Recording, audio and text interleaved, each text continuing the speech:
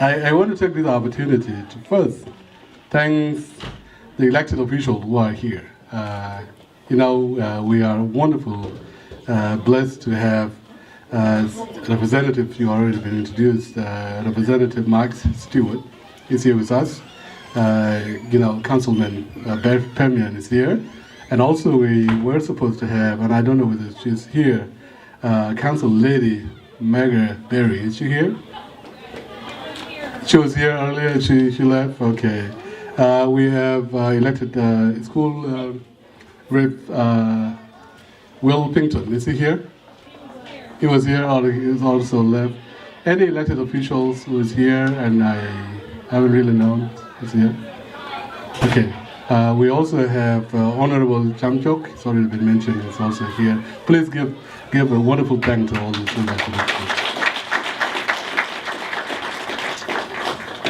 It is an honor, and in fact, you already heard Holly Johnson's keynote speaker. Please, thank you very, very much. It is an honor to have you. Pastor Newsom, thank you so much for being here. Dr. Quick, thank you very much. Our wonderful MCs and my brother, my childhood brother, Gadbel. Thank you, Mr. Gadbel. Dr. Isaacs, Mr. William, and the rest of the team who are here tonight. Thank you very, very much. I do also know that there's also a leader within the Sudanese thing. We also have few staff of the night. If any staff is around. Okay, all right. Well, thank you very much for being here. I appreciate your being, of course, taking this away from your time and joining this means so much to me, and I appreciate that. I do have colleagues, friends, community members from different states. If you can give me a minute or two, a minute or so, I would really, really love to recognize these people by telling them to stand up. Might not be able to read all their names, but at least if I can call by their state, that will give me, at least, a little least. Because again, these people, some of them came as far as California. Dr. John and his wife are here. Please, can you stand? Recognize them again. From San Diego, California. Thank you very much. And again, from Arizona, we have Brother William. Please. From Arizona. You know how far Arizona is. And also in Arizona, we have soon to be Dr. David Quajuol. Please, stand up again. Okay, thank you so much. Brother David, tomorrow you will also be training our choir how to perform using the piano, right, in the church? You promised, right? Okay, good. You'll be doing this tomorrow. I appreciate that. Dr. Gadbel and his wife from Colorado. It's too far to get here from there. Michigan, we have a wonderful brother who came from there. Brother Chap from Michigan. Chap worked as a very extraordinary leader in Michigan. And thank you so much for coming. I have people from Nebraska, and in fact, the list is long. Some of them stood earlier, but for those who did not stand, I would probably stand you, but the rest of you can stand without mentioning your name. My cousin and friends, Johnson Kerr and his wife are here from Nebraska. Thank you so much for coming. And of course, Nebraska, we have a good number of people that are supposed to be coming. I'm not sure whether they are here. Mark Algok and his team. Okay. Nate, the cousin Nate. Okay, Reverend Toot is already here from Nebraska.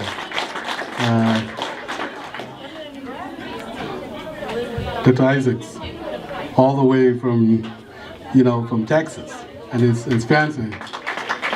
Aluel, is Aluel here? All right, Aluel, thank you very much for coming. I have friends from Georgia, and Nyekwi and her friends and sister. All right, for those of you that you might have come and I probably didn't have a chance to know that you are here. Please forgive me. let's give all of you guys a hand of applause for coming. I already thanked my family. My mom has meant so much. She's the models of my life. My dad has done so much, but at the time when my dad was no longer with us, my mother took the responsibility of being a mother as well as a father for us. Not only that she is a religious person who always wants us to be successful kids, but she always tells us what we should do. Thank you so much, Mom. Madin Chaloy Tate, the Longatin College elect. Thank you.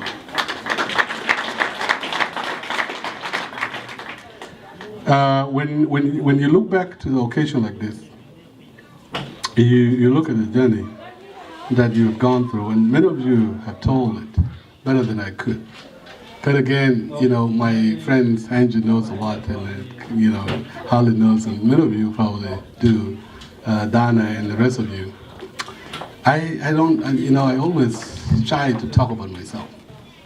I try to talk about myself, but sometimes I had to have a courage to not talk about myself in terms of, bragging myself, but the courage of talking about myself a little bit to encourage the young people, being refugees or immigrant kids, or a native kid here, that their being here and my being here should be a testimony and also a direction for those that sometimes do not really know what the future is all about. But if you look back to the journey, you have to question yourself. What makes you go through all this in your life? Who really has made it possible for you, to make this happen? The first thing that will come to your mind will be your God. And Pastor Newsom and the rest of you already say it. God is my guidance. But at the same time, I also know that many of you, one way or another, you're the reason of any success that I have or anyone else has. There's a reason for someone to have a dream. And sometimes I talk a lot about dream. I wrote a book about dream, talk about my own dream and other people's dream. Many of us know exactly what it means to have a dream. Because one way or another in life, we had some dreams. When we were kids, we dreamed differently. Some of us, would say, when I grow up, I want to be a doctor, an engineer, a lawyer, a president, a serviceman, a police officer, and anything. Especially for those that are here. And for us, and especially myself and some of my friends here, who were born in a place where these descriptions might not be available for us at the time, will dream to have a better life, maybe more cows, or at least have a better life and marry more women in the future. Sometimes, in that case, our wife here will not like this, but that's exactly what kids like us at the time will dream. We also dream that maybe one day one will have more heart, will be a chief in a village. And people will come to you or you provide services. Some of you will ask, okay, how did you dream that? And let me tell you how I dream. I did dream. I dreamed, when I was a young child, I dreamed that maybe in the future, I will have a way to help other people. I will have a way to help other people because there was a time, and I wish I can speak in Nuer because my mom can hear this. We were born boys. All of us were boys. My older brother, my other brother, and myself. And living in a village, really in a rural area, it's really far away. From that time, we lost all that we have sometime. And some of the time, my dad will go out, and probably some of you can read some of this too, because I mentioned a few of them in the book. But there was a time when we felt there's no way we can live in a standard that we had. A standard where you need to have, in that standard, you have to have cows, you have to have, if you are a woman, you have to have boy and girls, because boy will get married for the girl to, girl will have to be married for the boy to marry, or you have to have, some sort of of privilege to have things that were there for you at the time. We were not that lucky family. We were not. Sometimes my mom would be sick, and when she got sick, we have to look. There are performance, there are duties that can only be done by a little girl, and sometimes my mom would try to do them, but she cannot really do them. And the person that would be there usually would be me. I would end up not able to do some of them. We'd have to look for someone to come and help us. If we're lucky enough, some of our cousins would be around to do that. Sometimes it's difficult. And I kind of saying, why these people didn't really help us? We don't have what we should have, and why should they not there for us? That's why I dream at a time as a young child that maybe one day I had to find a way to help other people. Dream is very good to have. Dream is big. It's what makes us success. We can only do things when we dream for them. We can only achieve what we dream for.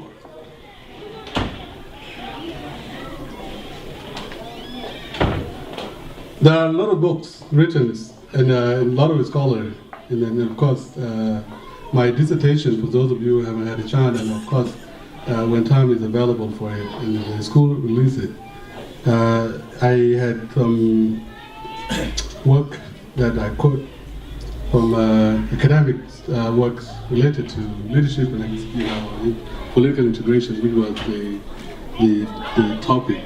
But I also look into dream. If you do not have a dream, it would be very difficult for you to make it the thing in life. But at the same time, dream also has to be brought down to where it will make more sense. And my message to the Americans and the young Americans, the new American, and the older Americans who are here, is we have to define our dream, and we also have to have dreams. In some of the works I say dreams is important, because if you want to have a dream to help other people, your job now is to find a way on how to make that dream possible. You will talk about a goal to set to meet your dream. You will talk about the process that you have to follow to realize that dream. And you also have to talk about the missions